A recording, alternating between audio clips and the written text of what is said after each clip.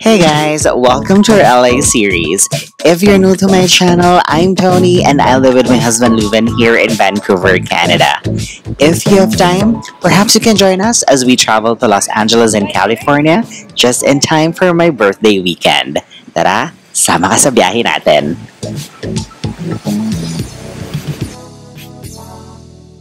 Welcome to Los Angeles!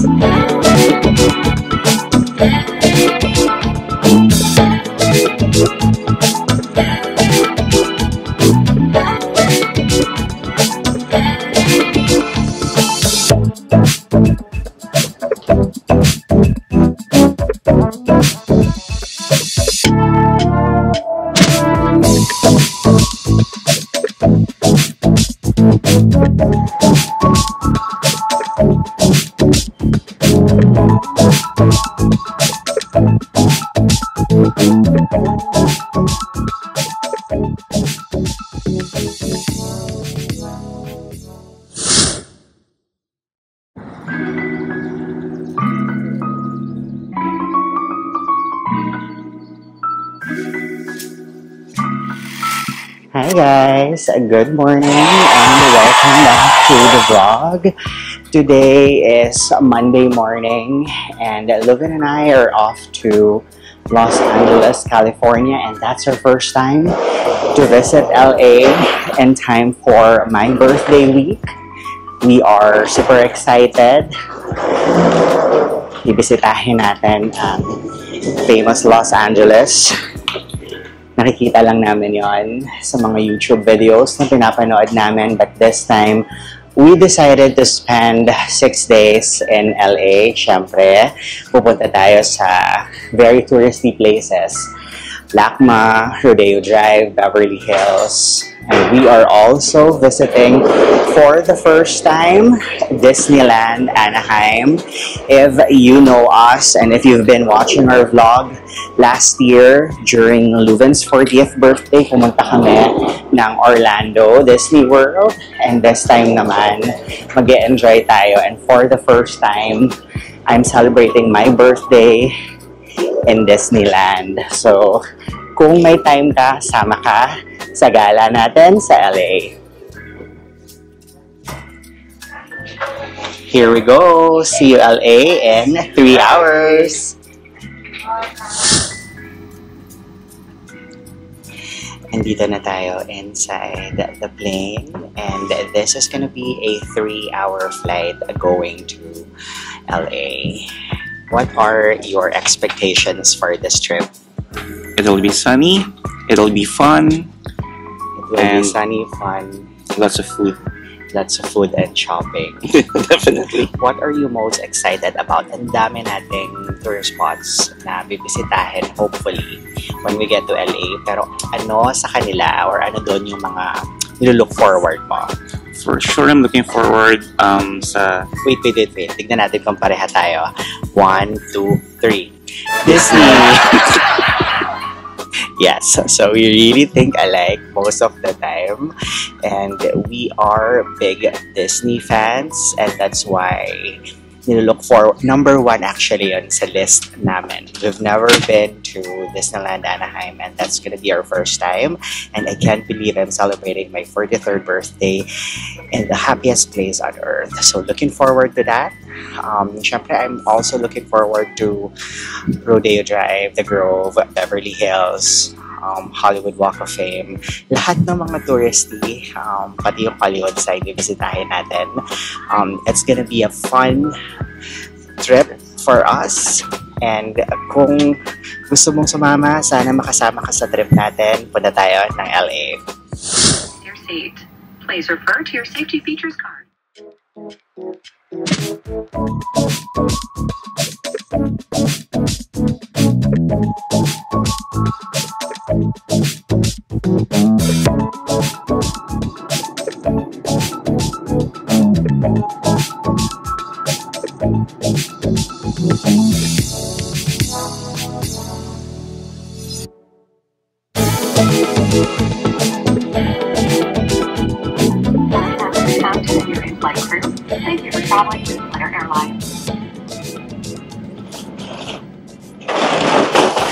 After 3 hours, we have arrived here at LAX. It was a good flight, smooth naman. Nakatulog kami ni Lubin pareho sa flight, which is really good because we're gonna have a long day today. From the airport, diretso tayo ng hotel natin. Naka-check-in kami sa Wayfarer Hotel in downtown. And mga 4 p.m. pa yung check-in, but we requested for an early check-in. Tignan natin kung ano yung pwede nating magawa for the rest of the day. But it's gonna be a long day. Excited kami today. First time namin dito sa LAX, Los Angeles International Airport.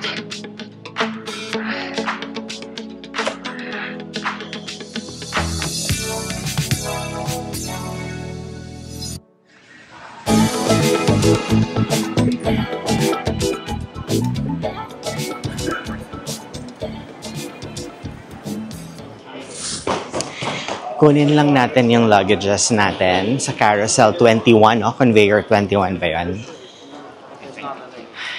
And then from there, punta tayo ng Sunrise parking lot. So we are renting a car kaysa mag-Uber tayo ng mag-Uber while here in LA.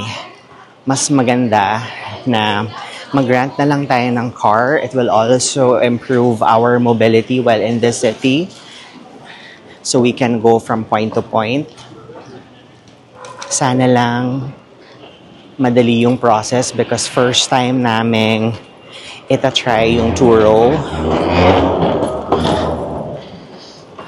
Tignan natin kung madali yung pag-claim ng car niya. So, after getting our luggages, we will head straight dun sa Sunrise parking lot. And I think there's a complimentary shuttle service that will bring us there.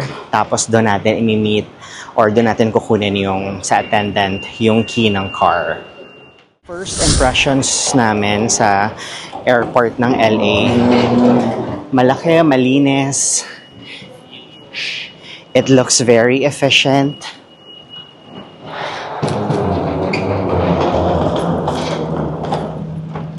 Dumaan na tayo ng immigration kanina before we left Vancouver. So I don't think dadaan pa tayo ng immigration. Diretso na tayo sa baggage claim. And there's Luvin. We are staying here in LA for 6 days. Alam mo, very chill yung itinerary na ginawa ko. I don't want us na parang laging naghahabol ng activity. Most of the time, nasa mall tayo. Ikot-ikot. And then we'll be spending the whole afternoon, I think tomorrow. We'll be spending the whole afternoon, I think tomorrow sa Santa Monica Pier. It's a 2-hour drive from downtown LA. First time din natin magda-drive dito sa California. So hopefully maging safe tayo. And then ang dami nating pupuntahang tourist spots. Bilang mga first-timers tayo dito. Or at least kami. Ikaw, if you have been to LA, what's your favorite spot here?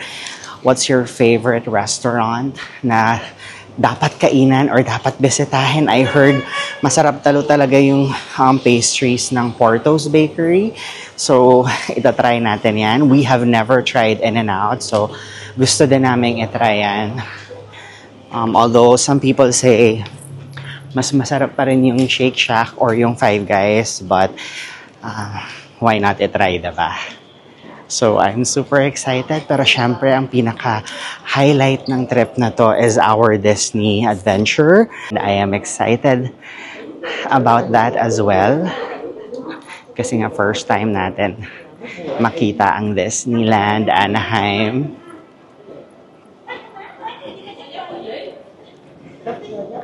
Ito yung nilalakaran natin.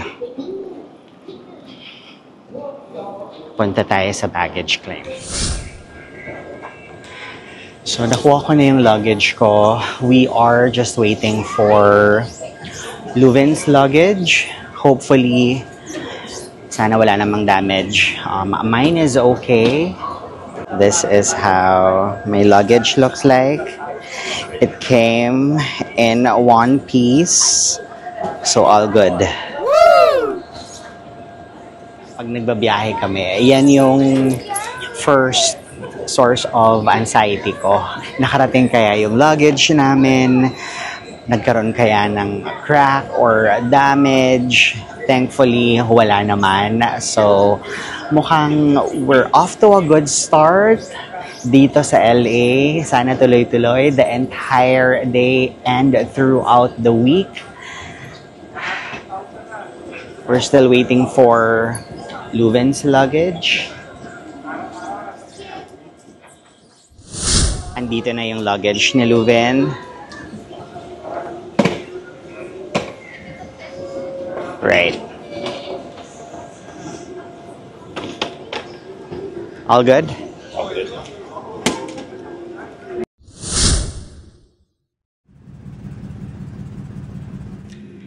Nakasakay na tayo ng airport shuttle going to the car park kung saan natin pipick upin yung car.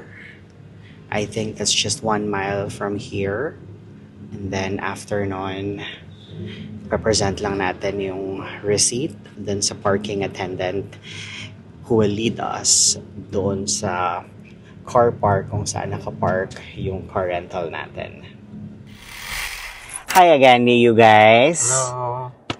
Finally, nakuha na natin yung rent-a-car natin, and this is Turo. This is the first time that we are trying this car sharing or car rental app here in LA. So from this parking lot, magdadrive tayo papunta sa hotel natin in downtown. The name of our hotel is ano ba yun? The Wayfarer Hotel.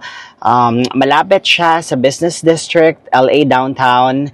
Pero I think 45-minute drive siya from Disneyland Anaheim. But that's okay because gaya ng nakwento namin sa inyo kanina, we'll be spending 4 days around LA downtown and then 2 full days inside Disneyland.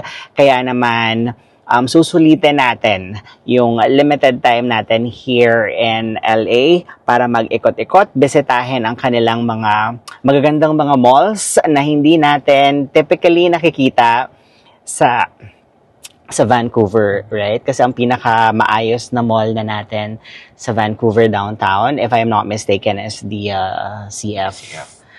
Right? Sa Toronto naman, when we were still in Ontario, yung Eaton Center and yung Yorkdale. Pero dito, ang dami nilang options, ang dami nilang retail and dining options. So we are very excited about that. So it's gonna be an exciting 6 days here for us in LA. Kaya kung may time ka, join ka pa rin sa adventure natin. Tara, first time natin sa LA at mag-ikot-ikot tayo.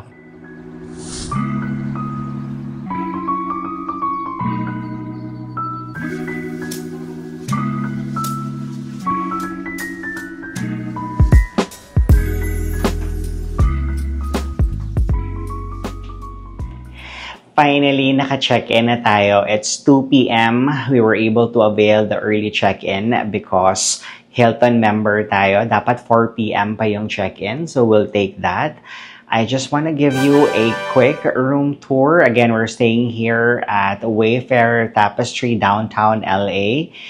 Maliit lang yung room niya, very efficient. That's the main door. And then, pagpasok mo to your right, this is the bathroom.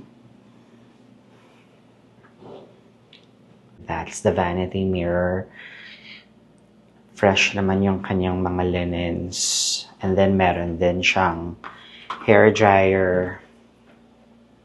Tapos, no need na magdala ng ano ba to? Shampoo kasi meron ng shampoo, conditioner, and body wash. Full length mirror siya.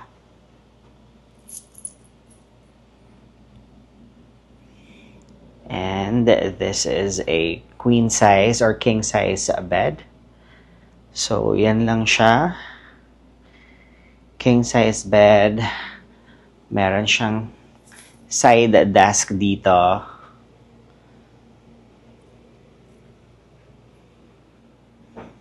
And my TV set.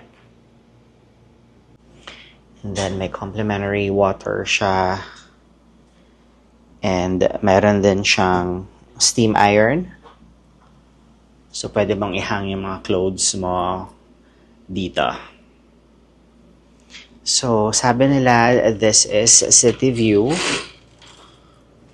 And this is what we have. That's a quick room tour. Maliit lang yung room natin. Very straightforward. But it looks very clean, modern, and efficient. So we'll just freshen up and then magpapahinga lang tayo. Mag-charge din tayo ng mga phones and cameras natin. And then after that, we'll probably head to the Grove para makapag-merienda tayo and dinner.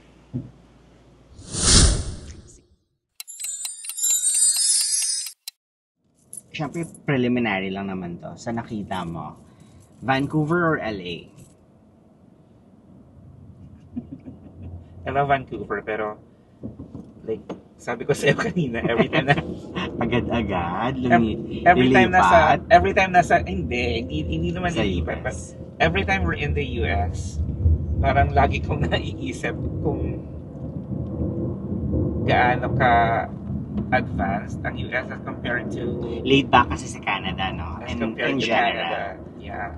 And this is our vibe actually, na yung gusto natin na yung ibang tao kasi na-appreciate nila na gusto yung laid back. Na-appreciate din naman natin, but gusto natin yung medyo busy. Maraming malls, maraming mapupuntahan. So, we'll keep our options open. I mean, we're not gonna pretend. Hindi pa po kami PR sa Canada. Pero siguro kami ni Luvin, we plan properly. We consider our options very seriously. But lagi kong sinasabi sa kanya, I don't wanna live a life na lagi ka na lang stress dahil, baka ganito yung mangyari. Let's just go with the flow and enjoy the moment, enjoy life. And wherever life takes us, basta magkasama kami, okay lang yan. So, if pumalpak yung PR application namin, meron pa naman, hopefully, wag naman sana, Lord. Grabe naman. Wag naman sana. All I'm saying is, if hindi nag-work yung plan, then there's always plan B. And we will always plan ahead and plan smart. The Grove was conceived and built by Rick J. Caruso, a prominent LA real estate developer. It officially opened to the public on March 15, 2002. Caruso designed the Grove to evoke the glamour of 1930s Los Angeles, with Art Deco influences, a historic trolley system which by the way was powered by electric cables, and a walkable Main Street style layout that is distinctly LA. It was intended to be more than just a shopping center, more like a lifestyle destination combining shopping, dining, entertainment, and social spaces. It's also a celebrity magnet, so you might just spot someone famous shopping or dining. With its palm-lined streets, picturesque storefronts, and festive decor during holidays, the Grove in LA is full of photo-worthy spots. Definitely a must-go-to whenever you're in the city. Welcome to the Grove. Ang ganda.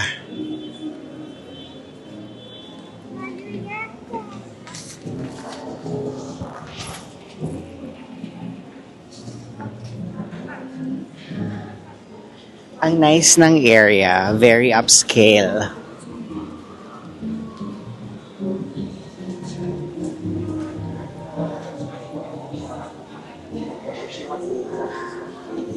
No, I know. It's like... And there's a movie theater. So maybe we could catch a movie here later. And then I am seeing Cheesecake Factory. Huli kami nakakain dito sa Cheesecake Factory back in Toronto. Oh my goodness, this place is giving.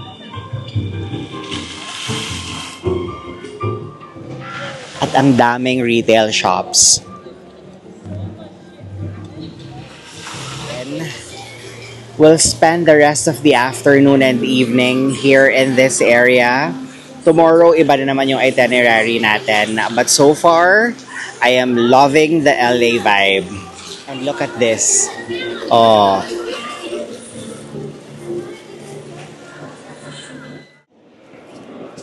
This is AMC Theater. Tignan lang natin kung ano yung showing para later, if ever gusto nating manood, we can go back. 10:45, 11:50. So we already got our movie tickets for 9:15. Panonoodin natin yung Mission Impossible. I think that's the last installment ni Tom Cruise.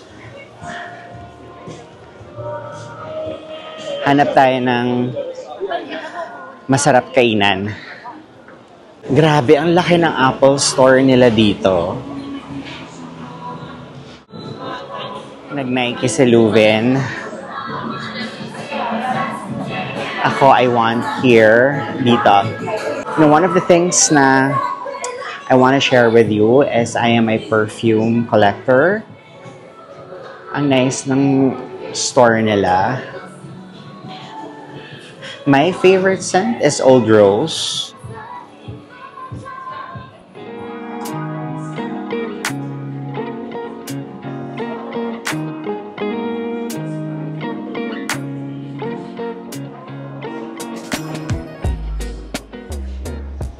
La La Land. If you are a coffee lover like me, I'm sure may excite kang i-try ang La La Land coffee. It's our first coffee here in LA. So, tignan natin kung masarap tong kape nila. Ay, masarap. It's good. Wow! Siguro for me, mga 8.5/10. Sana pinadagdagan ko pa ng isang shot ng espresso. Pero yung original na timpla nito, masarap na. Let me know what you think. Have you tried La La Land coffee here in LA at The Grove? Do comment down below. But for me, panalo tong coffee na to. This is really a good coffee fix. This is the farmer's market. So, explore natin tong farmer's market na to. Tignan natin kung ano yung pwede nating mabili. Parang I want to try Nona's Empanada. This is Nona's Empanadas. I think yung Cuban yung kanilang best seller, but they also have Filipino chicken empanada. Can I have one beef? And they also have Filipino beef, if you can see that, and a cheeseburger. So I don't know kung gusto ko ng Filipino beef or ng cheeseburger.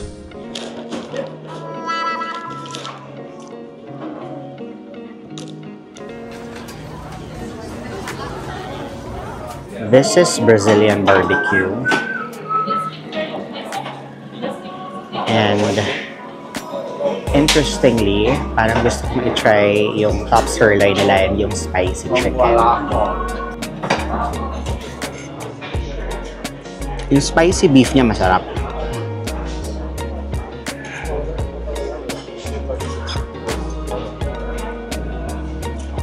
Ang sarap din ng pagkakaluto ng garlic rice.